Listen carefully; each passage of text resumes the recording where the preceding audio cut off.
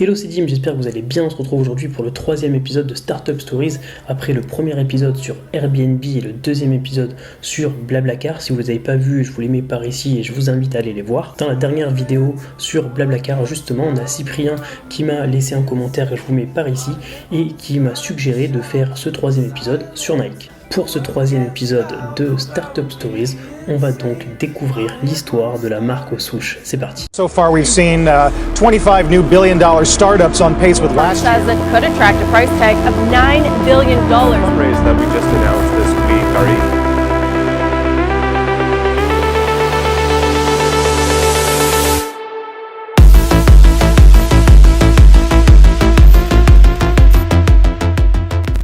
Pour commencer, comme vous le savez certainement, très souvent derrière une belle réussite entrepreneuriale se cache un homme ou une femme, en tout cas se cache une personne, et là en l'occurrence il s'agit d'un homme, Phil Knight.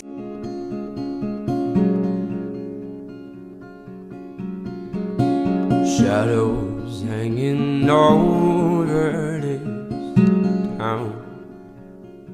Notre histoire commence en 1962 aux États-Unis, plus précisément dans l'Oregon, et en 1962, Phil vient d'être diplômé de la très prestigieuse université de Stanford. Il vient d'obtenir un master en commerce. Phil, c'est donc plutôt un bon élève qui vit dans une bonne famille et c'est quelqu'un qui aime la course à pied. Alors ça pourrait déjà vous paraître anecdotique, la course à pied, mais ça l'est pas du tout. D'ailleurs, juste avant de continuer, je vais vous suggérer de lire ce très bon livre qui est tout simplement L'art de la victoire de Phil Knight. Ça retrace l'histoire de Nike.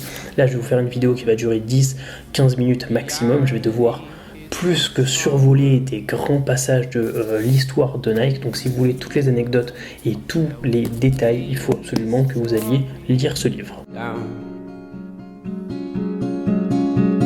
Et donc du coup, dans ce bouquin, au début, Phil parle de la course à pied dans les années 60 aux États-Unis. Et pour faire simple, c'est absolument pas considéré. C'est même pas un sous-sport. Ce n'est pas un sport du tout.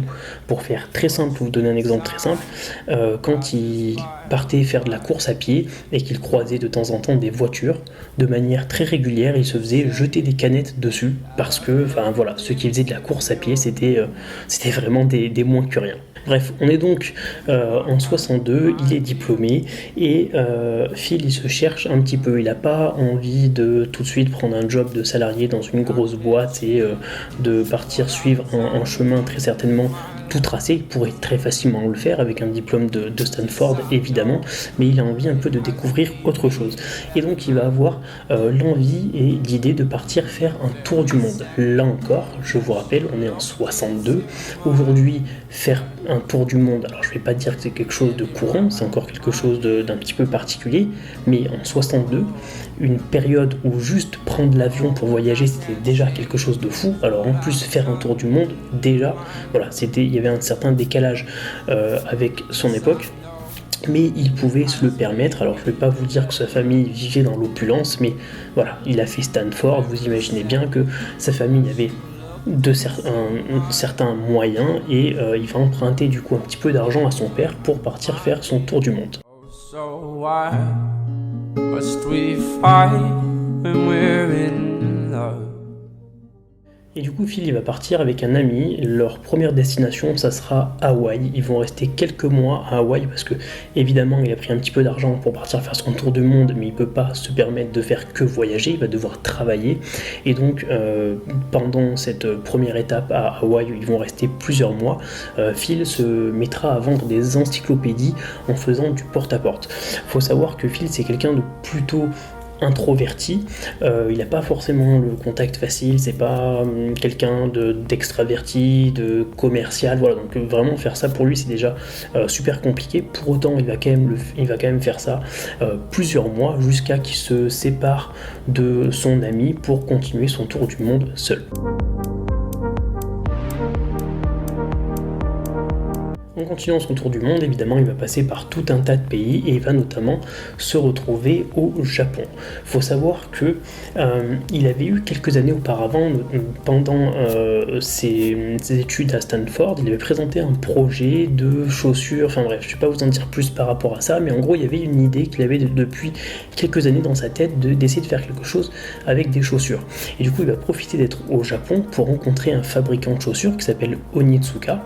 Il va prendre un rendez-vous avec eux et au final, ça va plutôt bien se passer et il va décider de tenter l'aventure, tenter l'expérience et il va donc commander des échantillons à l'entreprise Onitsuka. Encore une fois, aller au Japon, aujourd'hui ça peut paraître courant, mais là je vous rappelle qu'on est en 62, on est à peine 10-15 ans après la guerre. Il décrit très bien le Japon qu'il trouve en 62, c'est aussi une expérience particulière. Il ne faut pas croire que voilà, il allait au Japon comme aujourd'hui on pourrait aller au Japon, il n'y a pas de problème. Non, là il arrive dans un pays où 10-15 ans auparavant, à peine, son pays à lui, les États-Unis d'Amérique, ont lâché 2 bombes atomiques sur ce pays-là. Donc voilà, il décrit très bien l'atmosphère qu'il y a, puisque les villes qu'il va visiter, certaines sont encore ravagées par les dégâts de la guerre. Il y a encore les marques très visibles de la guerre. Il y a très peu, pour ne pas dire quasiment aucun occidentaux. Enfin bref, il est un peu vraiment comme un extraterrestre au milieu d'un pays vaincu, tout simplement. Bref, après avoir visité un petit peu le Japon, il va donc retourner aux États-Unis. Il va rentrer chez lui dans l'Oregon et attendre les échantillons, les quelques paires de chaussures qu'il a commandées.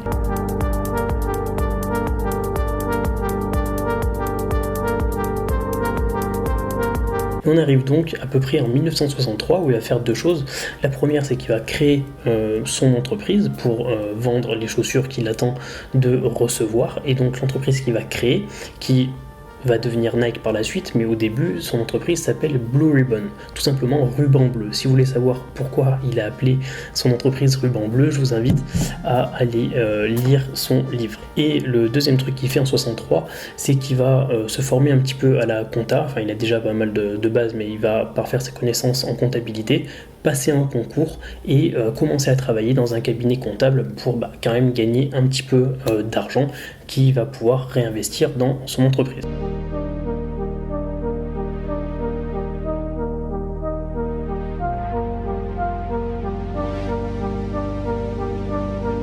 On arrive en 1964 et il reçoit enfin ses chaussures. Oui, elles auront mis quasiment ou peut-être même plus, je sais pas, on va dire en tout cas environ 1 an à arriver. Et en tout cas, quand elles arrivent, il va décider de s'associer avec une personne qui s'appelle Bill Bowerman, qui est son ancien entraîneur d'athlétisme, et ils vont donc créer l'entreprise au final ensemble. Ils vont investir chacun $500 dans cette entreprise, donc $1000 au total. Ils vont donc créer Blue Ribbon et commencer à vendre des chaussures qui s'appellent à l'époque des Tiger. Et donc pour faire simple, je suis désolé, je vais survoler comme je vous l'ai dit, parce que s'il faut que je vous raconte tout ça, on va y passer 3 heures, mais donc pour faire très simple, ça va super bien se passer.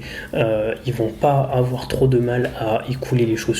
Alors au début, Phil est seul à les vendre, il est associé avec Bill Bowerman, mais c'est le seul qui vraiment est chargé de la partie commerciale. Et donc au début, il va pas faire du porte-à-porte, mais presque, puisqu'il va tout simplement mettre les chaussures dans son coffre et faire le tour des compétitions sportives de l'Oregon, et il va essayer directement de vendre ses chaussures à différents sportifs, athlètes. Ça va tellement bien marcher que assez rapidement il va devoir recruter son premier employé. C'est un gars qui s'appelle Jeff Johnson, qui est un amoureux de la course à pied et qui est aussi pour le coup lui un très bon commercial, peut-être même d'après ce que nous dit Phil un peu trop motivé, mais en tout cas c'est son vrai premier employé qui deviendra associé par la suite. Et Jeff va vraiment écumer toutes les compétitions sportives de l'Oregon, et ça va continuer du coup à fonctionner de mieux en mieux.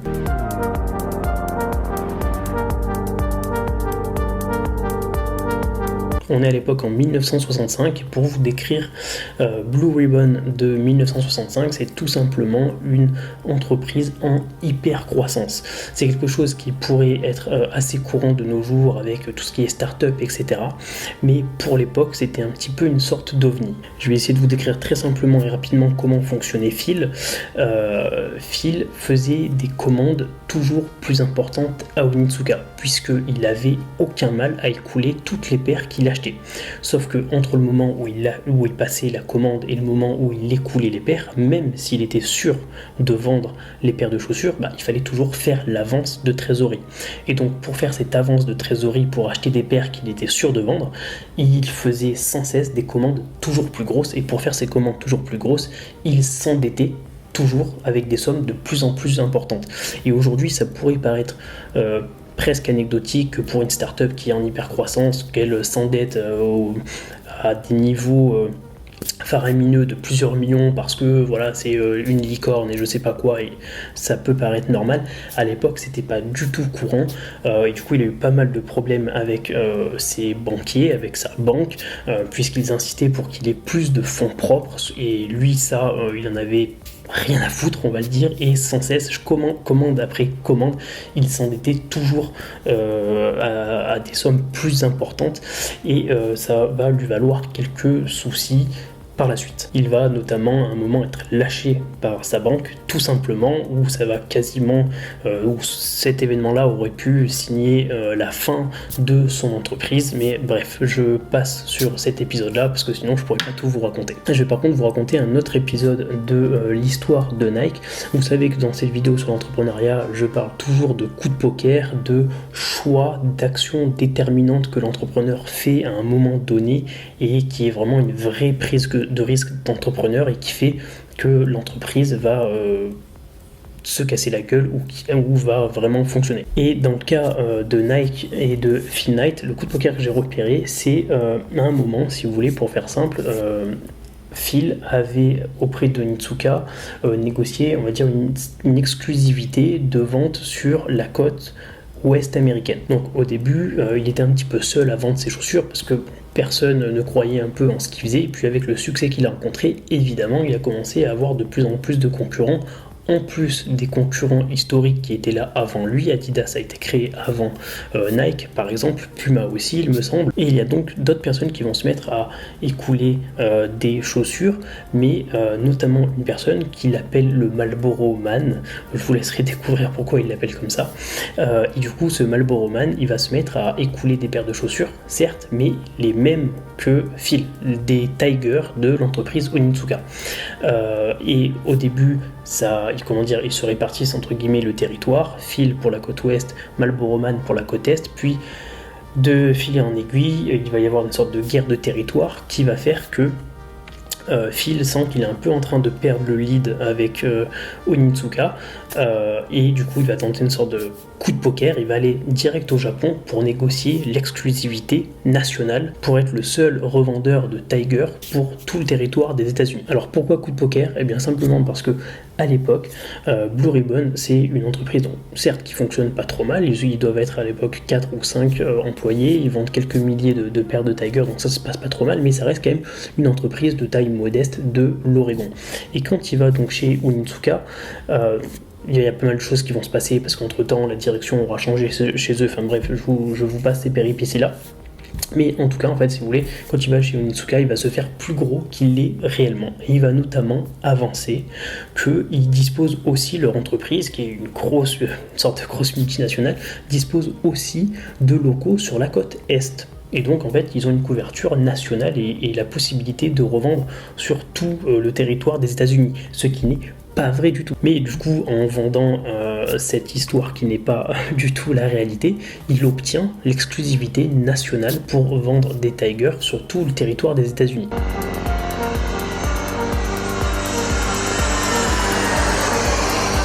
Du coup, quelques jours plus tard, quand Phil reprend l'avion pour rentrer aux États-Unis, il a signé un contrat, donc certes qui lui offre l'exclusivité nationale pour vendre ses chaussures aux États-Unis, mais qui l'engage à acheter directement 5000 paires de chaussures pour $20 000. Ces $20 000, il les a pas. D'accord. Et les Japonais ont été malins puisque leur ont dit ok très bien, on savait pas que vous aviez des bureaux sur la côte est, du coup on va vous envoyer directement les paires de chaussures dans vos bureaux de la côte est. À ce moment-là il avait donné une adresse, je sais pas à quoi correspondait cette adresse, ou non, il avait dit que l'adresse il allait la transmettre par la suite. Donc simplement pour vous dire que quand il prend l'avion pour rentrer aux États-Unis, il vient de signer une commande de $20,000 avec $20,000 qu'il n'a pas, et ses chaussures doivent arriver dans un bureau sur la côte opposée de là où il est, dans un bureau qu'il n'a pas non plus. Voilà, pour parler vulgairement, on peut simplement dire que le gars a posé ses balls sur la table. Il n'y a pas d'autre mot. Il passe une commande avec de l'argent qu'il n'a pas, qui doit arriver dans des bureaux qu'il n'a pas non plus, et qu'il n'a certainement pas les moyens d'avoir. Enfin bref, c'est un véritable coup de poker, mais c'est ce qui va lui permettre d'obtenir l'exclusivité nationale. Je vous laisserai encore une fois lire le livre pour savoir comment il s'est sorti de cette situation. Mais voilà, pour moi c'est un vrai coup de poker, une vraie décision d'entrepreneur. Et donc on arrive quelques années plus tard, en 1971, et une chose en amenant une autre, ça va finalement pas le faire avec Onitsuka. Il va y avoir tout un tas de problèmes, d'histoires, d'affaires que je vous laisserai découvrir, et qui va faire que ils vont tout simplement devoir chercher une nouvelle usine, un nouveau fabricant, et c'est aussi à ce moment-là que Blue Ribbon va devenir Nike. J'aurais beaucoup aimé vous raconter toute l'histoire de comment est-ce qu'ils ont trouvé le nom, le logo, etc. Mais si je fais ça, ça va être beaucoup trop long, donc je vais simplement vous donner quelques petites anecdotes. Donc déjà, par rapport au nom, il faut savoir qu'ils l'ont choisi dans l'urgence, à la dernière minute, parce qu'ils avaient passé une première commande chez un nouveau fabricant, et il fallait absolument le nom pour le fabricant. Ils ont dû le choisir comme ça en 48 heures à peine. Je sais que Phil, il hésitait entre Bengal, Dimension 6 ou Falcon, ce genre de truc, mais voilà, il hésitait, il savait pas trop, mais ça serait pour lui un de ces trois. Et au final, c'est le fameux Jeff Johnson, son premier employé, qui a appelé Woodle, un autre employé associé, parce que la veille de la deadline pour choisir le nom, Jeff a fait un rêve dans lequel le nom de Nike lui est apparu. Voilà, vous le croirez ou pas, il y a plus de détails dans le livre, mais Woodle dit à Phil, voilà, Jeff a eu ce rêve-là, et il lui balance le nom, et au début, voilà, Phil est un peu interloqué, on va dire ça comme ça, et au final, pour faire simple, c'est le nom qu'ils vont retenir, mais vraiment pas plus satisfait que ça. C'est vraiment, ils hésitent jusqu'au dernier moment, et au bout d'un moment, il n'y a plus le choix, il faut absolument envoyer un nom au fournisseur, et Phil choisit Nike, mais sans vraiment grande conviction. Je crois même qu'il déclare du coup on choisit Nike, et dit un truc du genre on s'y fera un jour peut-être. Donc voilà, il n'était vraiment pas convaincu. Et pour le logo, petite anecdote, vous le savez peut-être déjà, c'est une femme qui s'appelle Caroline Davidson qui a fait le logo à l'époque pour $35. Voilà, ça c'est l'anecdote que pas mal de gens connaissent. Le logo Nike a coûté $35. Phil voulait quelque chose qui représente le mouvement, la fluidité, etc., ce genre de choses, et donc elle a fait plusieurs esquisses, et ils ont retenu ce fameux swoosh, cette virgule, parce que si vous ne le savez pas, la virgule de Nike, si vous la mettez à l'envers, si vous lui faites faire une symétrie horizontale, ça représente l'aile de la déesse Nike. Nike, la virgule, l'aile, voilà, la boucle est bouclée. Et donc tout ça, c'est quelque chose d'assez connu.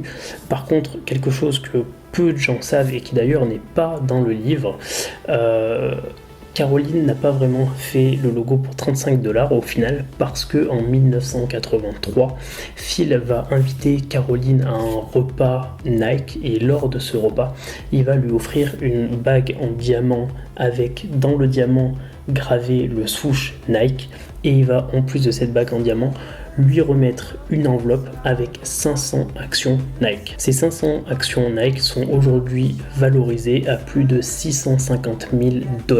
Voilà. Et l'anecdote s'arrête pas là, puisque Caroline aurait déclaré, une fois que elle s'est vue remettre cette bague et ses actions Nike, elle a déclaré je comprends pas pourquoi, c'est pas mot pour mot, mais en gros elle a déclaré je comprends pas pourquoi il a fait ça, c'est plutôt spécial parce qu'il m'avait déjà payé. Voilà, enfin il faut comprendre par là qu'elle était tout simplement satisfaite des $35 qu'elle avait touché pour faire le logo Nike et qu'elle n'en aurait jamais demandé plus. Voilà, on va un petit peu accélérer parce que cette vidéo commence à être déjà beaucoup trop longue. En 1973, Nike va développer une chaussure qu'ils vont appeler la Waffle, qui est la première chaussure avec une semelle à gaufrée, avec tout simplement une sorte de moule gaufré qui va permettre à la chaussure d'avoir un meilleur amorti, d'avoir un meilleur rebond. Il faut savoir que Nike, notamment grâce à Bill Bowerman, l'associé de Phil, vont être vraiment précurseurs de tout un tas d'innovations. Parmi ces innovations, on peut notamment citer la Tailwind, sortie en 1978, qui est la première chaussure avec une bulle, pas une bulle d'air, mais une bulle de gaz, puisqu'au final à l'intérieur c'est pas de l'air, c'est vraiment un gaz spécifique, et c'était une vraie révolution. À l'époque, personne n'avait fait ça, et cette bulle permet là aussi d'augmenter, d'optimiser le confort pour le sportif. Dans les années 80, Nike va subir tout un tas de coups très durs qui auraient pu plus d'une fois mettre fin à l'entreprise. Je vous laisserai découvrir tout ça ici. Il y a notamment